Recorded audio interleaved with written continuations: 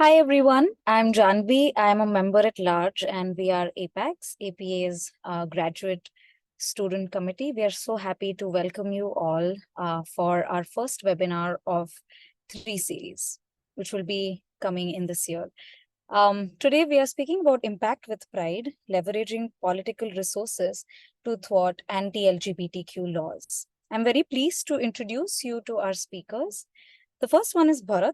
Bharat is a member of APA's Advocacy Coordinating Committee. He's passionate advocate for LGBTQ plus rights and aims to help pass legislation banning sexual orientation and gender identity change efforts, commonly known as conversion therapy for LGBTQ plus youth in Florida and beyond.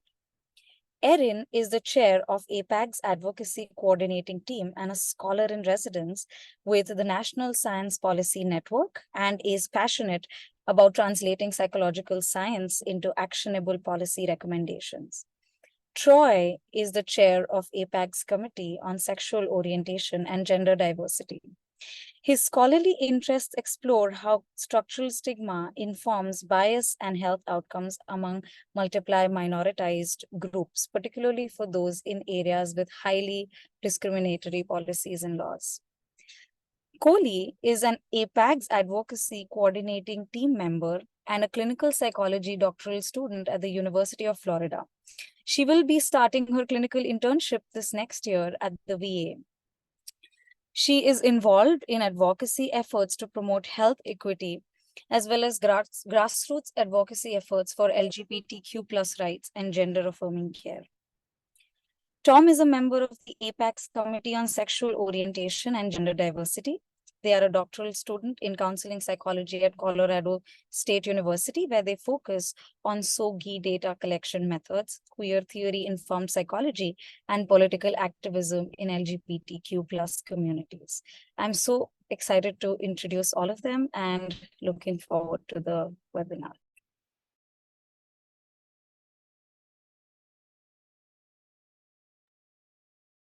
Thank you so much for that great introduction. Again, my name is Nicole Evangelista. I go by Coley. My pronouns are she, her.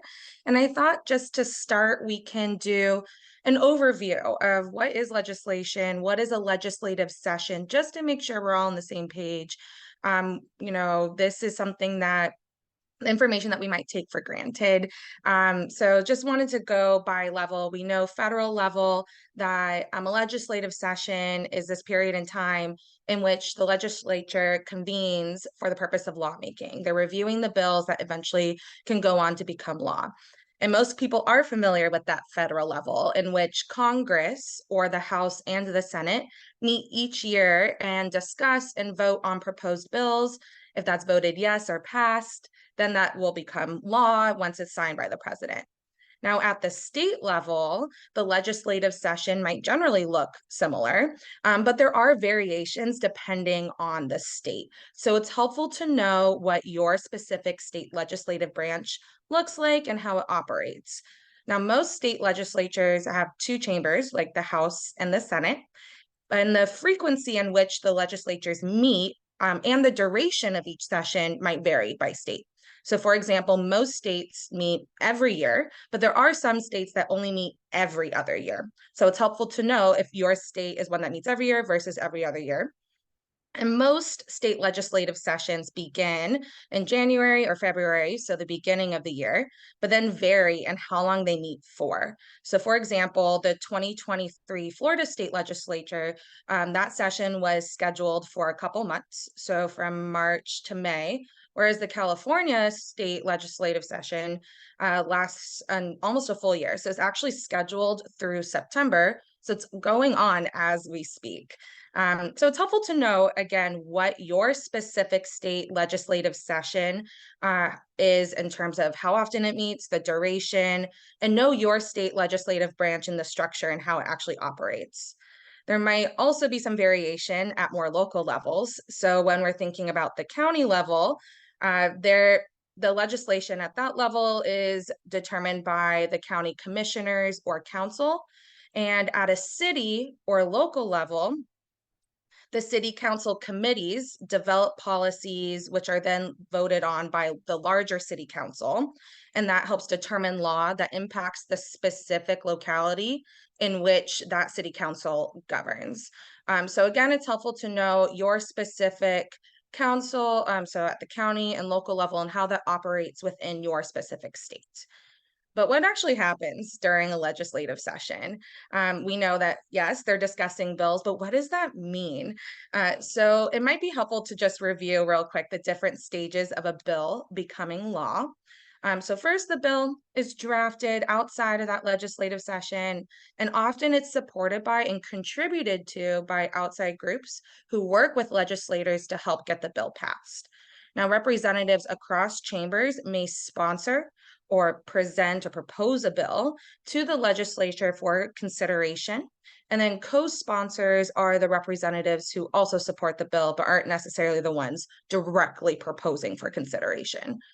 Now, it's important to know which bills are being proposed, introduced for consideration, even prior to the scheduled legislative session. And that period of time prior to the session is known as the pre-filing period. Now, APA has a great webinar that was created this past year on advocacy during this pre-filing period, since this time frame is really critical. It's this time before, even months before the legislative session actually starts, and allows for lobbyists time to work with legislators to draft, submit bills, request committee hearings, and line up sponsors. So definitely recommend checking that out. And that's one example of a resource that we'll be linking later on in a document that we are compiling all of these resources. Yes, Erin wrote in the chat that we will be having a single Google Doc with this with these resources. Now, once the bill is introduced, it's assigned to a specific committee for revision and review. And then the bill is reported or sent to the House or Senate floor. Once the committee has approved the bill, that bill is then debated, changes are recommended, and then the bill is voted on. Now, if passed, it can be referred to the other chamber, like the Senate or the House. And it's important to note that the bill often has a companion bill, which is a bill that's introduced with the same language as one introduced in the other chamber. Even though it might have the same language, it might have a different number, a different name. So it's important to keep track of what those differences are and how and where it's at. Is it in one chamber versus the other? And then once those bills are discussed and voted on, if both companion bills are passed, then the bill will go on for signature. So at the state level by the governor, and then it can become law. Now, again, this is just an overview. It is not exhaustive by any means. So again, it's important to know what this process looks like in your specific state. And again, to know what your specific state legislature structure looks like and how it operates. So you can understand, how do I best tailor my advocacy efforts, supporting a certain bill or cause.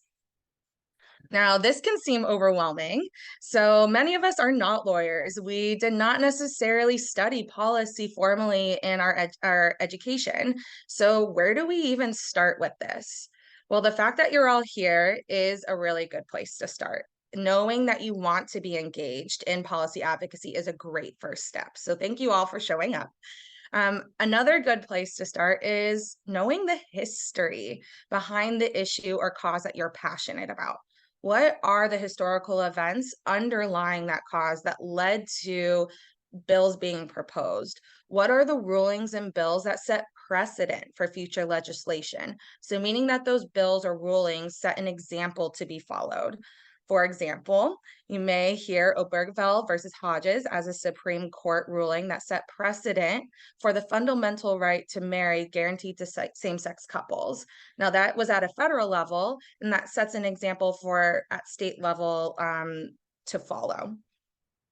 It may also be helpful to become familiar with bills that have been proposed. So like I mentioned, not just during that legislative session, but also during that pre-filing period.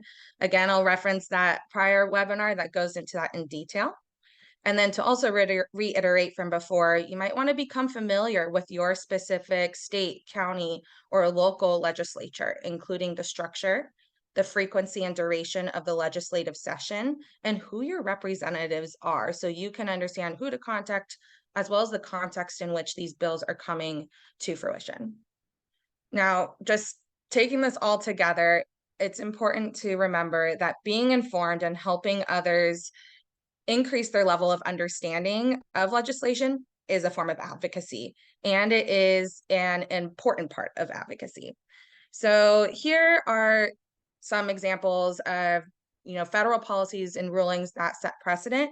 But in this vein, I'm hoping that people might feel comfortable adding into the Q&A examples that they can think of federal policies, rulings that are fundamental, that have set precedent, have set examples.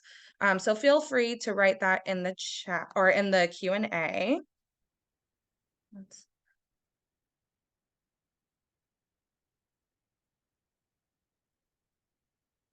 And if people are having a difficult time coming up with answers, we have some examples here. Yes, so here are just a couple, and this is, again, not exhaustive by any means. So just some examples that have set precedent, have created an example for future bills and legislation to follow. All right. Wonderful. And so not just at the federal level, but we also know that the state level, that 2023 has been a really active year. In fact, the 2023 legislative session has resulted in record-breaking anti-LGBTQ plus legislative activity. And these numbers are continuously increasing. So we know that there's been over 520 anti-LGBTQ plus bills that have been introduced in state legislatures. Over 220 bills specifically target transgender and non-binary folks, and 70 anti-LGBTQ laws have come into effect. And this is counting. So we know that there are state legislative sessions that are ongoing. So this is not necessarily a final number even for 2023. And like I said, being informed of this is an important part of advocacy. It is a form of advocacy, but this can be overwhelming looking at these numbers. How do you keep track of everything going on? And so one way is to create a list of the different proposed policies or bills in your state, county, city, so whatever level you feel comfortable starting at. And many of the state legislature websites actually allow you to search by chamber, so House or Senate, session, bill number or name, topic or subject, or even keywords. So I definitely recommend folks go to your specific state website and look at the legislator website and see and play with and look around the search functions there. But you can also leverage existing resources or create your own tracking system. Like we mentioned, we'll link a resource document at the end that will have some of these existing resources available. And one is shown here on this slide, and this was by translegislation.com. And this helped track the anti-trans bills through the 2023 legislative sessions.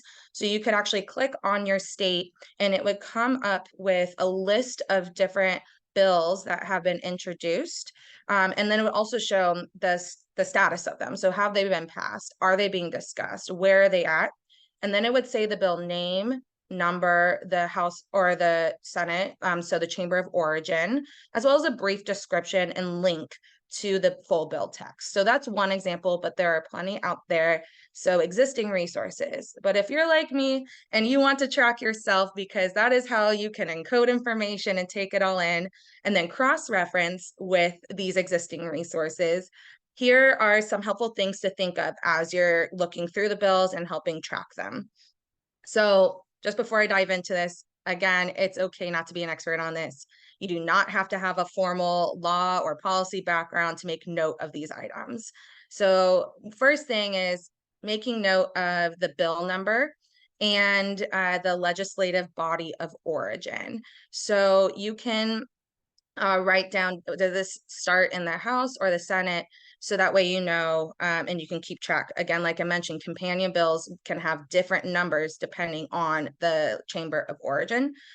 Then you can write down the formal name of the bill, so how it was introduced, and then also a nickname that can help you keep track of the discussion in media, how people are referring to it colloquially. Maybe as you're talking with your community, that is how people more or are more familiar with that bill.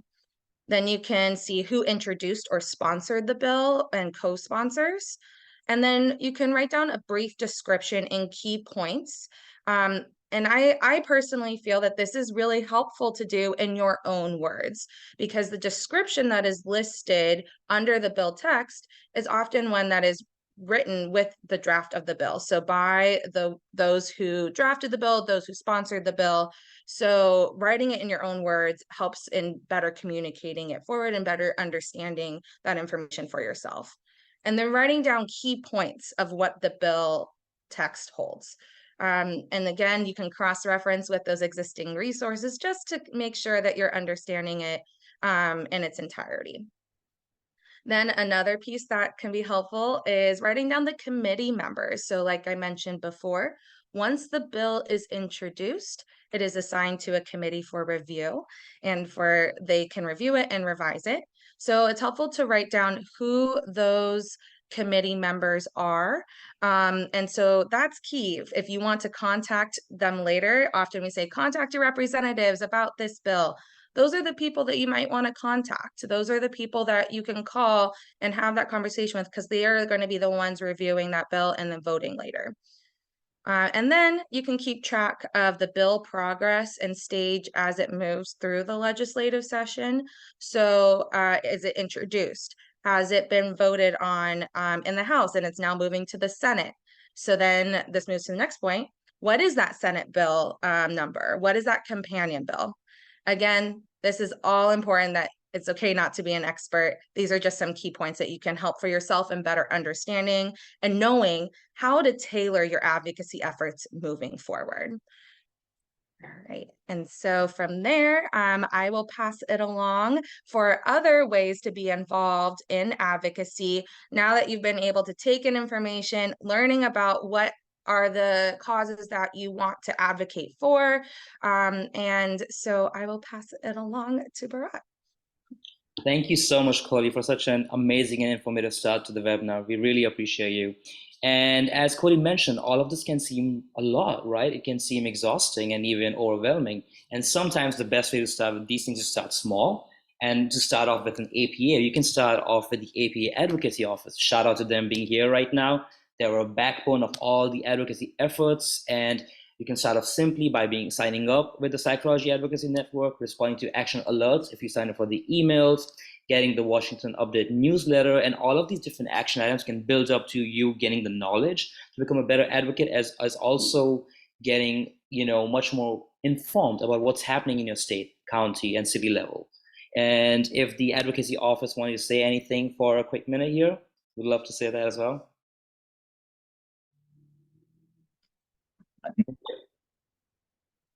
I'm assuming that you mean me. Yeah, no, glad that you all are doing this. This is important work, and we're happy to support in any way that we can and answer any questions that you may have. Thank you so much, Kenneth. And after interacting with the advocacy office, you can also kind of interact at your state level, joining the state, provincial, or territorial psychological associations. Each state here has one. For example, I'm part of the Florida Psychological Association. It's similar to the APA, but more focusing on Florida. And joining that also can allow you to really see what's happening within your state, right? What's happening with the membership, who's involved, and they have different committees as well that can allow you to get more information. For example, within FPA, we have two different committees that I'm part of, the Social Justice Committee and the Diversity and Cultural Competence Committee, the DCC. And that allows me to kind of get the information on knowing what's happening with specific bills, specifically related to anti-LGBTQ stuff. And what can I do as an individual, as a student, as an advocate to join in and write stuff. And they also have different graduate student-based committees, just like APAGs, we have FPAGs, and that allows us, again, to interact with the students, kind of band up together and see what we can do. And the best part about joining an SPTA is the fact that it's local, right? It's to your community. You are kind of getting to know what's happening around you. And you can also start off by visiting their websites. When you do go to apa.com, and we have also in the resources section, you can see what is the website and email contact information for each SPTA, as well as also check back within your own university. You never know, you might have some professors or students already being members of your SPTA. It would be great to contact them and ask, how can I be a member? How can I join in different committees? And that really allows you to flourish and understand what's happening. Next slide, yeah. And on top of that, you can also have a more bigger bird's eye view by joining specific APA divisions. As we all know, Division 44 is a great resource for LGBTQ information. It's basically the hub. And what they have is called the Public Policy Committee, but that does focus on the legislative issue of LGBTQ side, and that allows us to really see what's happening in the know, more on a state-by-state level. Additionally, I'm part of the ACC, the Advocacy Coordinating Committee, that also focuses more on the federal advocacy priorities and how we can see what's happening within the United States. And you can also self-nominate yourself and join that as well. And what really helps with all of this is once you join the state level committees and as well as the federal level committees, it allows you to get that complex overview of all the connecting dots. And as a new advocate, what really matters is that we kind of get to know who are the players, right? Who are the key players, the key representatives, and the key members. And joining these all really helps us to get that. Next slide. And I'll pass it on to Tom for APAGS. Yes. Awesome. So another way to get involved in advocacy is to join us here at APAGS. We currently, very timely, have our applications open for new leadership positions here, including the Advocacy Coordinating Team and the Committee on Sexual Orientation and Gender Diversity. I believe all of us, if not most of us on this panel, have received many of our experiences through APAGS and are the reason that we are here in this panel today. I joined CISO Good last year, and if any of you are like me and you wanted to get involved in advocacy, but you feel like you don't necessarily feel like you have the confidence or the place to put yourself out there for the legal policy work, this is a phenomenal opportunity to get involved with people at a similar stage as you that are already doing this work, as well as the opportunities that we have to then work with people from larger APA. I have had the opportunity to work with people on gender affirming care documents from APA to support policy, as well as supporting other graduate students through mentorship, which is something that is advocacy, but often I tend to have looked over it in favor of the more policy background things. And getting involved here is a way to help boost your own skills and your idea of what advocacy is. We will link to applications for these positions, and they are open until September 1st. And if you are interested, you can probably reach out to any of us on this panel today for more information. Next slide. And then as well, there are lots of opportunities that you may come across at your institutions and beyond in your daily life to get involved with advocacy. And they may feel less formal than the ones we talk about. But starting within your community can really help you find your voice for advocacy to help you when you do get into the spaces for, say, testifying for a bill. Many of us may have experience with student government or student council, depending on what your institution calls it, or a student union or graduate collective to advocate for better treatment of graduate students. These are often available on your campuses, and you can often find them and just email them to start working with them. And it's less high stakes feeling than going out to a state level where you might be a trainee compared to others. um, as well as getting some more city level or grassroots efforts. There are a lot of more undercover like listservs and collectives out there, especially in terms of combating anti-LGBTQ legislation. I am a member of a coalition for protecting gender affirming care that distributes various documents and trainings about advocating for these policies and advocating against these bans on gender affirming care. If anyone is interested in something like that, you can feel free to reach out to me. I'd be happy to connect you. And the more you expose yourself to these different orgs, hopefully the more confident you get in your own abilities in yourself as an advocate. Absolutely. Thank you so much, Tom. Also, in addition to the previous slide, I just want to add in about each university has their own government relations office. So even that helps if you're more on the policy aspect of things and you really want to impact and see what exactly is the university doing, you can contact people at the government relations office. Usually your associate dean or the department chair knows them and they kind of have their own community engagement directors connected with them. That also allows you to see what is your university fighting for, or what are they advocating and standing up for, and that can allow you to kind of put in your efforts, your passions into LGBTQ-based legislation. That really helps you and our community, right? And as you all have been talking about so many different things to do, so many different things to join, that's great, but why? I think that's the main question, right? We are all so busy, we have papers to write and classes to teach, but there are benefits of joining and getting involved in these things.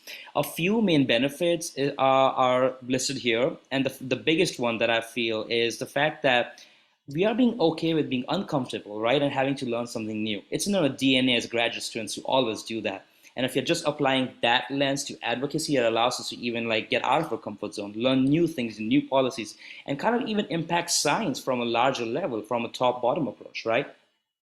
Another thing we are learning, which is key, is to form relationships with people outside of psychology. I think as we grow through our programs and whatnot, what really matters in life is really knowing how you can interact with different people. And getting into advocacy allows you to kind of do that. It allows you to use your own voice, find your own voice, and also allows you to temper your own emotions when it comes to stuff like that, correct? A lot of the stuff you're talking about is so deeply personal and ingrained, and it affects us, our families, communities. Kind of knowing when not to use those emotions, it's key. And I think that also goes for a lot of different life skills. So I think that's also good practice. Being an advocate, as Kohli was saying, allows you to also be really open-minded and curious. There's so many bills out there, what's happening with the community, kind of really seeing throughout the process. How does a bill evolve, to talk about the rights of human beings? And also it allows you to capitalize on different resources and reputation of different organizations that are already there. All advocacy is about is really using what's there and adding a voice to it, right? And if we can do that for our own community, that would be great. And at the end of the day, it's all about promoting the value of psychological science and practice in society.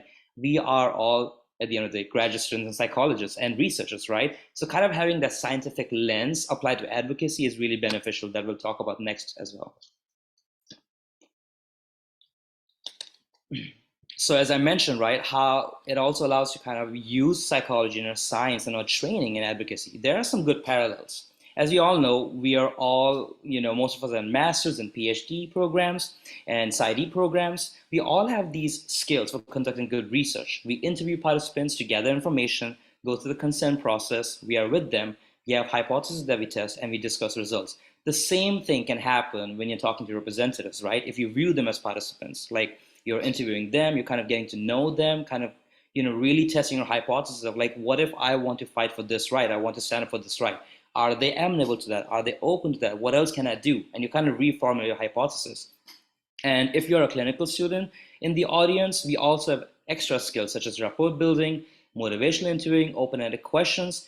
We are already interacting with human beings. So it's literally the same thing. You're just interacting with another human being at a policy level and applying the same lens, your own clinical science skills to them, and kind of really understanding where are they coming from and where are we coming from, and kind of really finding that sweet spot. What we all like to call this is evidence-based advocacy, right? It's something that's using evidence already out there, right? How can you use the evidence available for the LGBTQ community to advocate for your own community, right?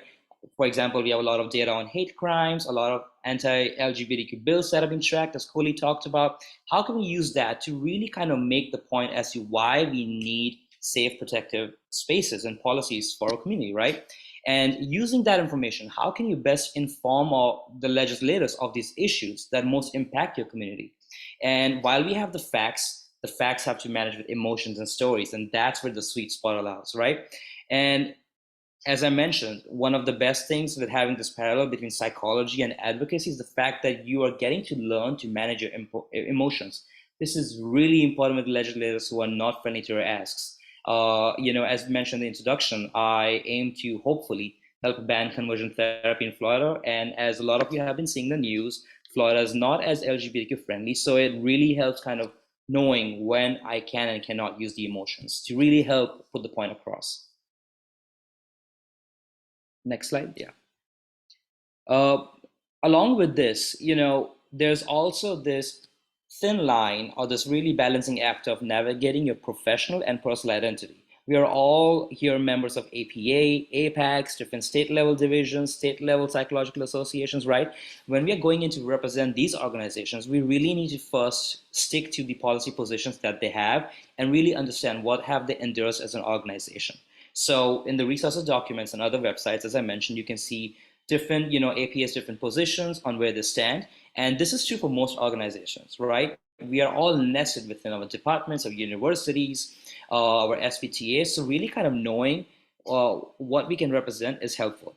But then also at the same point, as a private citizen, if you are going as a constituent in your state, you have greater flexibility to speak from your own perspective, add in your own stories. And for both scenarios, it's best to use specific language to make your point, right? Like you could say, if you're a professional, you could say, as an APA member, as an APACS member, I'm here to talk about this bill and whatnot. But then if you're going in as a private citizen from more grassroots efforts, you can talk about, I'm here more as a constituent, you're my representative, what can you do to help us? So it really depends on the context. So it's good to be mindful of the resources and the policy stance that all organizations take, and then adding in your own flavor as you go along.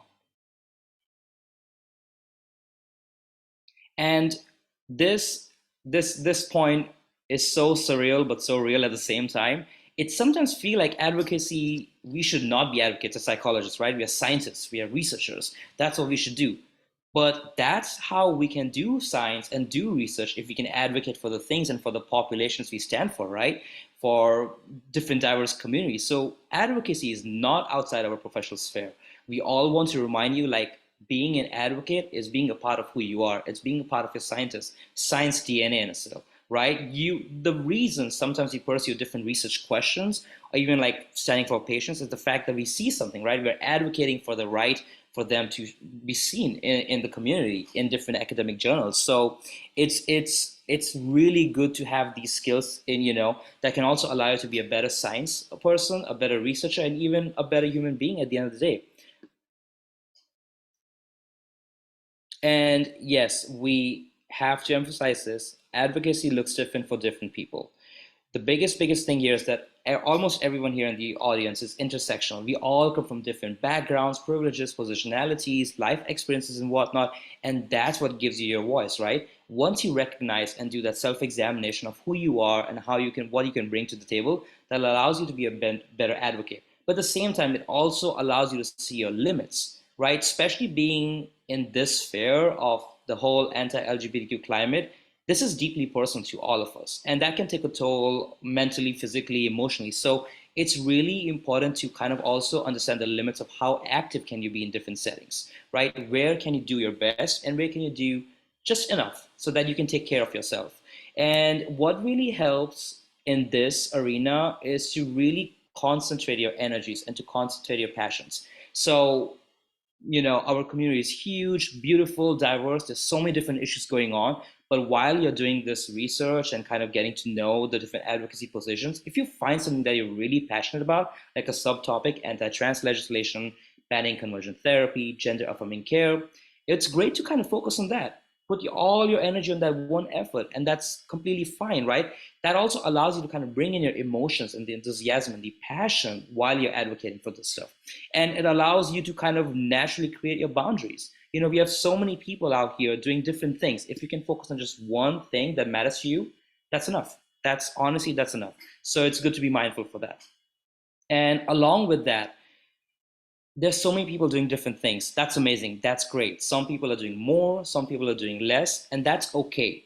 You have to really be mindful of feeling guilty of not doing enough.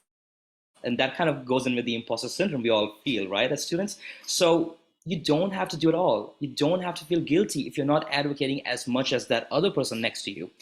Even if you just share a tweet, send out an email, talk to your friend, that is a form of advocacy. We all want to remind you that, like, no matter what you do, even like just transferring information, being that, the good advocate, that really helps. So please, please, please don't feel like, oh my God, if I'm doing something, I have to at this level and perfect level. Nope, nothing. Just do whatever you can in your best possible way. And honestly, most of us are using social media as a tool to look at journals. Now we have Twitter, formerly known as Twitter X, the app, and Threads, right? We can also retweet, repost, recode there. That itself is a form of advocacy, reconnecting with people, emailing people. That helps. And as I mentioned, this is a highly personal topic, right? And there might be some things that might be deeply personal in your own experiences. So it's also good to know when you're being triggered, by seeing something on the news, by something your representative is saying and whatnot, and setting limits for yourself. It's okay to shut it all out. Also, sometimes advocating can be tough. It's okay to take a few days off, let it be, and then come back to it. So it's really important to have those boundaries and knowing that, when you're at your best, you can do your best. And there's no level of best. Whatever you're doing in this moment is okay. And again, a few take home points from all of this we are saying. I know we are throwing a lot at y'all today. It's a lot, but at the same time, remember this: advocating is not a competition, it is a collaboration. We are all here for you. So the best thing to do is work with others, work together. One more thing, it connects to the guilty part. Advocacy is not a sprint. This is a long run. It's a marathon. So let's look at the bigger picture. Sometimes you cannot get things that we have, but it is what it is, right? And as I mentioned, we are all in this in the long run. So knowing that it's a collaboration, knowing that it's a marathon, doing it together step by step really helps. And yes, also in this current climate, remember, we are taking as much action as we can as individuals, but at the same time, there's some issues that are deeply structural and that we cannot change. So it's sometimes likely we won't see change right away. But also remember, every drop in the ocean is what makes the ocean. So whatever you do really helps. So sometimes not now, but if you're planting the seed, it can come up later. And as we all are saying, it's totally okay. Do whatever you can, contribute whatever energy you can to advocate, and that's what matters. Yep, sustain yourself, set the boundaries, and one final point. Again, your advocacy should never be driven by guilt or shame. It should just be you. Do whatever you can with your own efforts and your own voice. Yeah, and thank you all for being here. We really, really appreciate it. And remember, we are here for you in whatever way possible. I know this climate right now can seem really threatening and scary and isolating times, but this is why we have these webinars. This is why we have this amazing crew of people joining us and talking to you. We are all here for you. So if you need anything in whatever way possible, please go to the QR links, scan the codes. We have the emails. Talk to us in whatever way possible. Yeah, if others have to add anything else.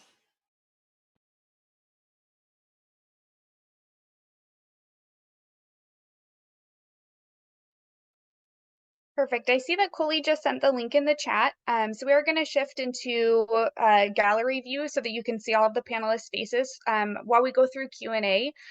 So if you have time, really quick, grab that QR code. If not, the link that the QR code goes to is in the chat. Again, that links to all of the resources that we've discussed in today's presentation, as well as other ways to get involved in advocacy. And it's really meant to be a living document. So feel free to keep checking back, share it with other folks. If you have things that you would like added, feel free to reach out. It's all there. But we can go ahead and move into the gallery view now for the Q&A.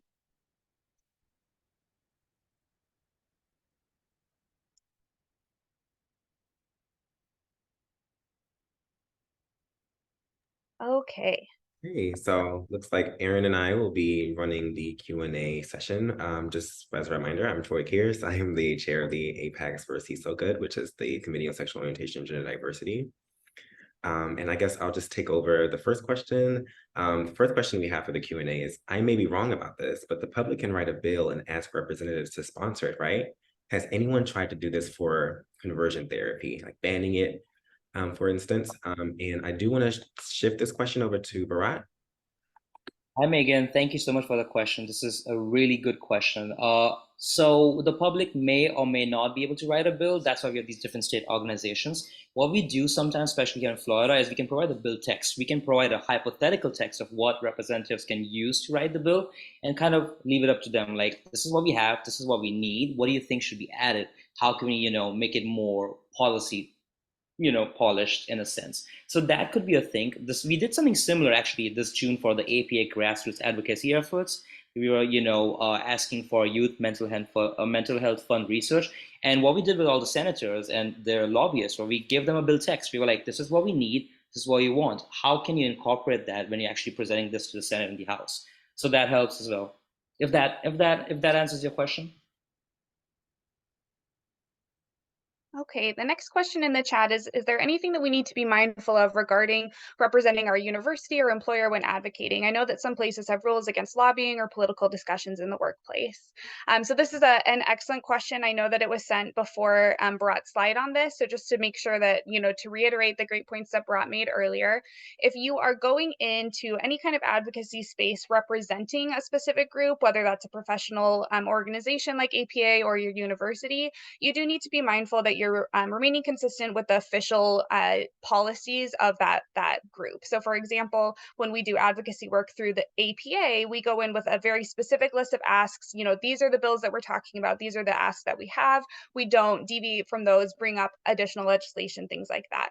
So it is important that if you are intending to represent a specific group, that you're in contact with them to understand what you can and cannot say. And as Bharat mentioned, most public universities are going to have a government relations office to help provide guidance on that for you. I do also want to mention, specifically when representing universities, that it's not just a one-way stream, right? You're not just going in like for your own benefit or the benefit of who you're advocating for, but there are benefits to the university as well. And so if you are receiving, some pushback or kind of uncertainty, to again work with your government relations office or similar groups within your school to help them understand those. So I've been doing federal advocacy for about 4 years now as a graduate student through various groups. So I've met with the same folks from federal offices many times, and it's gone to the point where they ask things like, "Hey, can I come take a tour of your lab?" Or like, "Hey, are you giving a presentation that we could come see?" One office even mentioned like, "Hey, we have some funds earmarked for research in this area. Like, make sure that you apply when that grant process opens for the earmarked funds." So there are definitely benefits that come back to your university or your organization as well.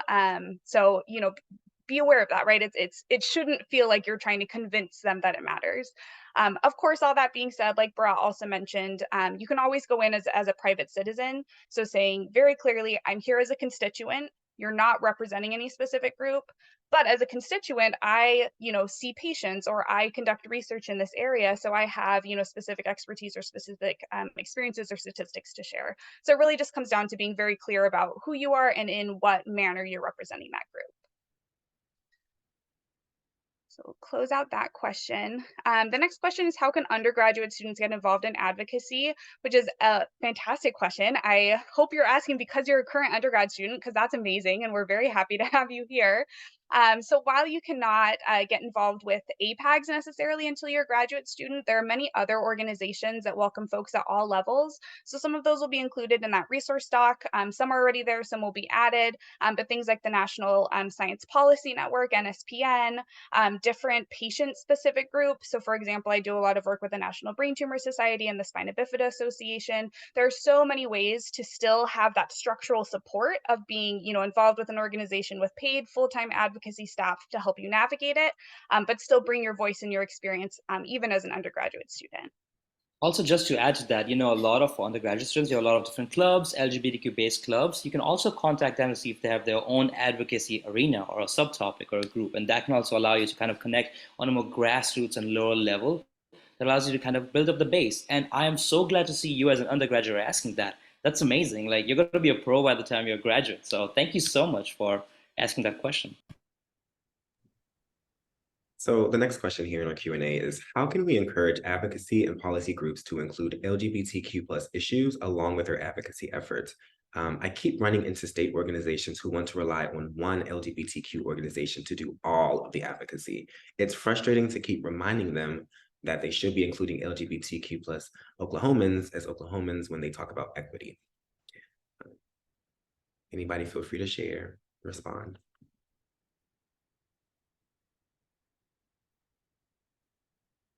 This might go counter to what we have been saying, right? Encouraging other groups and whatnot. But sometimes it's just us for us. If not us, then who else will do it, correct? So it might be an initial burden initially, but sometimes you have to advocate yourself for those groups and kind of keep on knocking the door and keep on just saying, like, you know what, this is really important to us as an Oklahoman LGBTQ identified person. We really need this. What else can you do? And maybe if other state organizations are too busy to work on that, as you have the resources, you can provide them with the resources. Like, look, this is what I have. This is what we have. Can you use this? I'm giving you the material. Can you kind of use this for us? So that could also help. But if someone else also has other things, because it's tough. It's really tough when sometimes all state organizations just want to put a pin on just one LGBTQ-based organization. We can't help it. As I mentioned, the structural issues, but you do what you can and try your best and collaborate with other people. And on that note of collaboration, Bharat, you talked a lot about collaborating with other groups, bringing people in and meeting in the middle. And so I think one thing that's important to remember is that advocacy does have different levels, has layers. And so advocating to these groups that you would want to see incorporate LGBTQ+ issues and incorporate this community into their advocacy efforts, working with them to do that is a form of advocacy in and of itself. So when Bharat was saying, hey, you know what, find an issue that you're passionate about, and it's okay to be really focused in that, this could be one example. So folks that are passionate about dismantling that barrier to these advocacy groups incorporating the LGBTQ+ community in their efforts, that is a form of advocacy in and of itself. So it just depends on where you want to focus your energy, and knowing that that is a really, really respectable effort that is necessary in a lot of ways. So thank you for raising that question. Okay, the next question in the chat is, I'm curious about the current advocacy actions taking place in APA regarding combating anti-LGBTQ legislation. So Kenneth from the Advocacy Office will be able to answer this one. Sure. So, I mean, first and foremost, a lot of this stuff is happening in the states. On the federal level, which supersedes a lot of, what the states are doing, we have been focused on, specifically for education, Title IX was brought up previously. So that is something that is currently under review by the Department of Education. They are in the process of issuing new regulations that would govern Title IX, that would actually, for the first time, fully extend Title IX protections for sexual orientation and gender identity, which they believe is consistent with the Bostock decision. And so that is something that we provided comments on last year when they had a public comment period, fully supporting their move to do so. We've been also very vocal with the Department of Education that they need to proceed expeditiously and issue a new rule for it to take effect.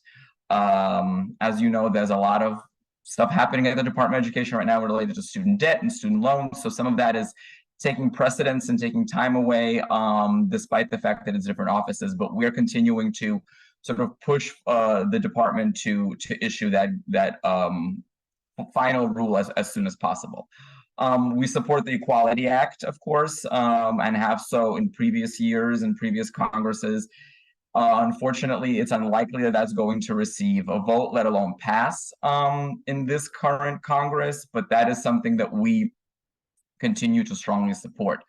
On the state level, we've been really working with the SPTAs. I know that's also come up in this webinar, and so we equip them with resources and with other kinds of information that they can then use to advocate with their state legislatures. I think a recent good example was our work with the Ohio Psychological Association, trying to push back against some legislation that was proposed that would ban DEI on at colleges and universities, any kind of DEI initiatives. And so we were able to slightly, well, they were able to, with our assistance, slightly edit that bill as it still goes through the process. Likewise, in Florida with the AP Psychology issue recently, we worked closely with the College Board to push back against that, and were able to, at least seemingly successfully, to do so, at least for the time being. But these are all pieces that we continue to monitor and try to equip the states with as much resources and as much support as we can, at the same time with focusing on the federal side, which is more so within our direct purview. Perfect. Thank you so much, Kenneth. Let's see, close out that question. So the next one is there any research on whether petitions or protests are effective forms of advocacy regarding LGBTQ issues? Does it actually result in policy change? And if so, what makes them more or less effective?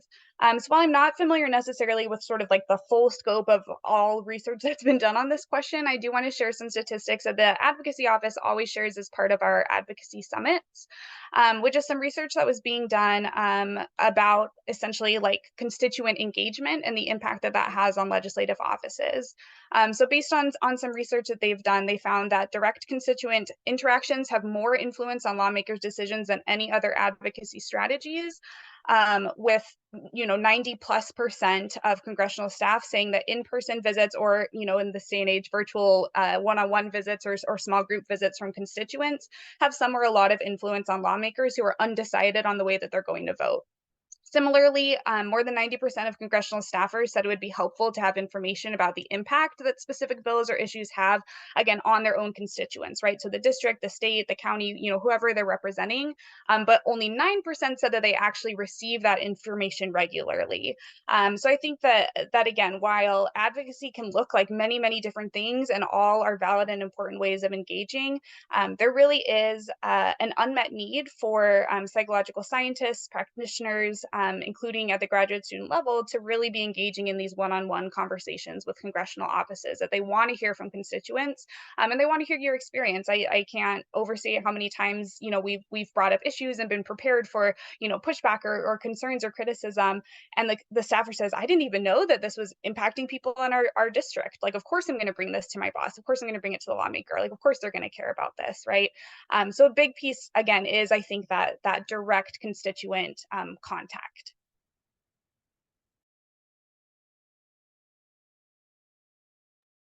Okay, so our next question from Tierney. Okay, so our next question is there a way to call in environment practices that are inequitable for LGBTQ folks in a way that avoids promoting change through guilt shaming? So one way, whenever I've gone in to try to change something that has been useful in especially healthcare context, has been kind of framing what we are trying to get or change as a benefit to whoever the audience is. So electronic medical records, for example, often assume a lot based on the gender that is put in, and including what body parts you have, and that just isn't even accurate for a lot of people for various reasons. So having an organ inventory was something we were advocating for, and that just ultimately ends up increasing knowledge and patient care quality. So by focusing on that aspect of it, it often can help skirt around some of those guilt and shame feelings. And that's been one effective way. And just to add to what Tom was saying, also we talk about evidence-based advocacy, right? Kind of highlighting the numbers and the research behind it. Like, why do we need the change? That not necessarily is guilt, but it's more about the quantitative aspect. Like, this is the reality. This is why we need the change. Please help us. And it's also a benefit to you, as Tom was saying, to the organization of like, how can we come and meet with the sweet spot in the middle?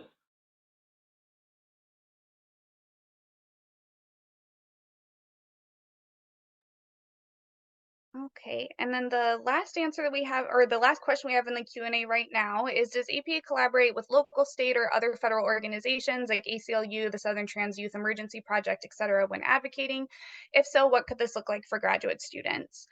So I will answer in part, and Kenneth, if you have other things or anyone else other things to add, that would be great. One thing that APA does do is join in. So there are several large advocacy events throughout the year that are not sponsored just by APA, but APA is like one of many organizations that goes in. So for example, like Rally for Medical Research is a good example of that, where there are many, many, many organizations, professional organizations, healthcare groups, patient advocacy groups that all kind of come together, and APA is one of the groups that sends representatives to be a part of that. In terms of kind of what that has looked like specifically for anti-LGBTQ legislation, I'm not sure, so I'll turn that over to Kenneth. We work in collaboration and coalition with a lot of different organizations across the different areas that we focus on. So specifically for LGBTQ plus issues, we're in coalitions with the Trevor Project, with HRC, with on the education side with GLSEN. So like we work with these organizations often, especially like on different comment letters. We're also with the National Women's Law Center on a lot of issues we work on. So yes, we do have a lot of collaboration with these sorts of organizations that advocate for LGBTQ plus issues on many of our in many areas. But how will this look like for graduate students? I mean, all of these folks have local chapters in your states, in your locality. So I would encourage you to look into what they're doing within where you are, and sort of reach out to them and see how you can partner with them. I'm sure they have different kinds of email lists that you can join, and see what kind of events they have in your area and at different times of the year. Especially, I'm sure they're very active right now in states that are actively pursuing discriminatory legislation against LGBTQ plus individuals. So at the moment, we do not have any more questions in the Q&A, but we do welcome anybody to share. We may have room for maybe just one more before the end of our webinar today. And we also want to appreciate everyone for taking the time out to join us for our webinar and staying with us for the entire time. As a reminder, if anyone, while anyone is maybe typing a last question, the recording of this webinar along with the slides, which will have that QR code to link to the Google Doc, all of that will be made available to everyone who registered. And you are more than welcome to share that as broadly as you want within your universities or other folks. And to end, so the last question we got in the chat was, how do I get involved? So to just put the plug in again, that if you are a current graduate student at either the master's or doctoral level, please apply for an APAGS leadership position. Applications are open until September 1st. ACT and CISO Good are taking applications, but so are the other great subcommittees, openings for member at large, for chair-elect, and then the Advocacy Coordinating Committee. The ACC is also currently accepting self-nominations, and they have student seats, which is what Bharat has done over the last year. So please get involved with both. Again, check out that Google Doc because it has all of the links of ways to sign up for different newsletters and everything to get involved.